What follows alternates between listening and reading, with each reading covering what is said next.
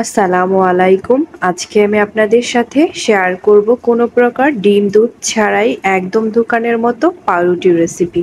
ঘরে যদি এইরকম নরম তুলতুলে পাউরুটি তৈরি করতে পারেন তাহলে কিনে কেন খাবেন? এই পাউরুটি তৈরি করা কিন্তু খুবই সোজা। আমি এই পাউরুটি তৈরির রেসিপিটি স্টেপ বাই স্টেপ বুঝিয়ে দেব। যদি এরকম একটি নরম তুলতুলে পাউরুটি তৈরি করতে চান তাহলে কিন্তু ভিডিওটি শুরু থেকে একদম শেষ পর্যন্ত দেখতে হবে, একটু স্কিপ করা যাবে না। পাউরুটিটি তৈরি করা কিন্তু খুবই সহজ। আর আমার এই ভিডিওটি যদি ভালো লাগে তাহলে কিন্তু অবশ্যই আমাকে জানাবেন। পাউরুটিটি তৈরি করার জন্য আমি একটি বোলের মধ্যে নিয়ে নিচ্ছি কুসুম গরম পানি 1 কাপের একটু কম। অবশ্যই কিন্তু কুসুম গরম পানি নিতে হবে, ঠান্ডা পানি নেওয়া যাবে না। এরপর দিয়ে দিচ্ছি খুবই সামান্য পরিমাণ একটু লবণ, দিয়ে দিচ্ছি 1 চা চামচ ইস্ট। ইস্টটা কিন্তু অবশ্যই দিতে হবে, ইস্ট না দিলে কিন্তু পাউরুটিটা কখনোই ফুলবে না।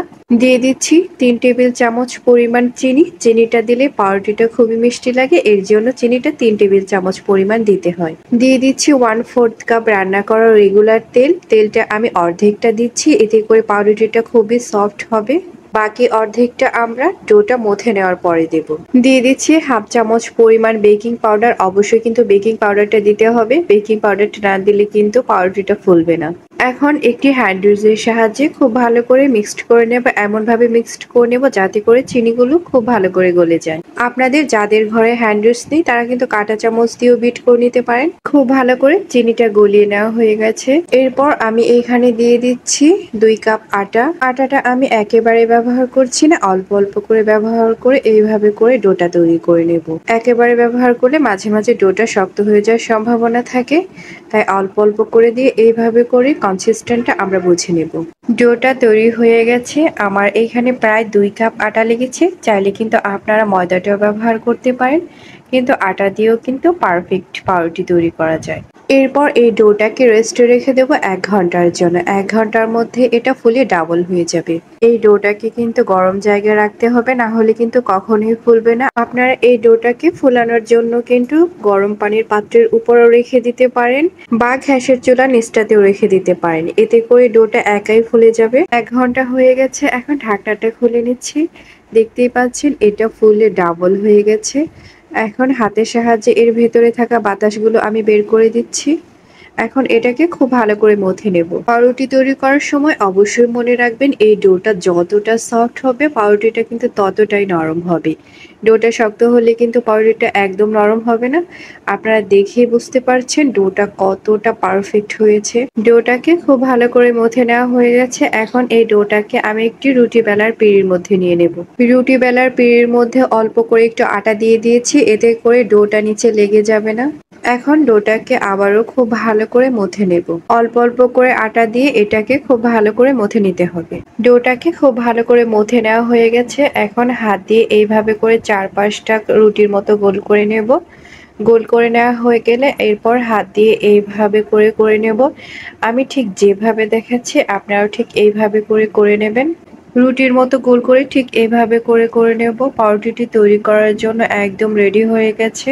এরপর পাউরুটিটি তৈরি করার জন্য আমি এইখানে স্কয়ার শেপের একটা মোল্ড নিয়ে নিয়েছি। মোল্ডের মধ্যে অল্প একটু তেল দিয়ে দিচ্ছি।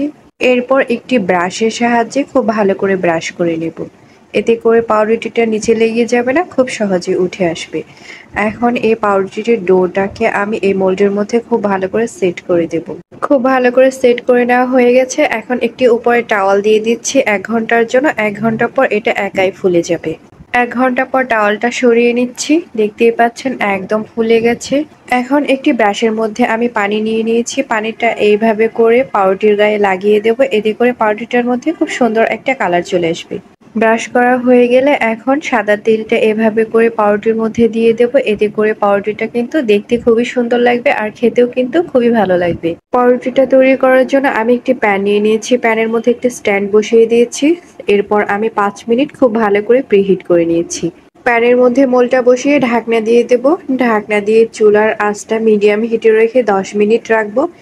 এর পরের 30 মিনিট আমরা একদম লো হিটে রাখবো, এতে করে পাউরুটিটা খুব সুন্দর একটা কালার চলে আসবে এবং ভেতরে খুব ভালোভাবে হয়ে যাবে। 40 মিনিট হয়ে গেছে, এখন ঢাকনাটা খুলে নিচ্ছি। দেখতেই পাচ্ছেন মাশাআল্লাহ পাউরুটিটা ঠিক কতটা সুন্দর হয়েছে। এই পাউরুটিটা কিন্তু এখন খুবই গরম, তাই প্যান থেকে ১ ঘন্টা পরে নামিয়ে নেব। পাউরুটিটাকে ঠান্ডা করে আমি নামিয়ে নিয়েছি। এরপর একটি ছুরির সাহায্যে চারপাশে এভাবে করে কেটে দিচ্ছি, এতে করে পাউরুটিটা খুব সহজে উঠে আসবে। পাউরুটিটা চারপাশ খুব ভালো করে কেটে নেওয়া হয়ে গেছে। এখন আমি একটি প্লেট নিয়ে নিচ্ছি। এখন এই প্লেটের মধ্যে পাউরুটিটাকে এভাবে করে নিয়ে নেব। পাউরুটিটাকে নিয়ে নেওয়া হয়ে গেছে। এখন আমি পাউরুটিটাকে আপনাদেরকে উল্টিয়ে দেখাচ্ছি। দেখেই বুঝতে পারছেন কালারটা ঠিক কতটা পারফেক্ট। যদি আমার এই পাউরুটির রেসিপিটি আপনাদের ভালো লাগে তাহলে অবশ্যই কিন্তু লাইক, কমেন্ট এবং শেয়ার করবেন। যদি ইউটিউব থেকে দেখে থাকেন তাহলে কিন্তু সাবস্ক্রাইব করবেন, আর ফেসবুক পেজ থেকে দেখে থাকলে কিন্তু ফলো করবেন। আর আমার এই ভিডিওটি দেখার জন্য সবাইকে অনেক অনেক ধন্যবাদ।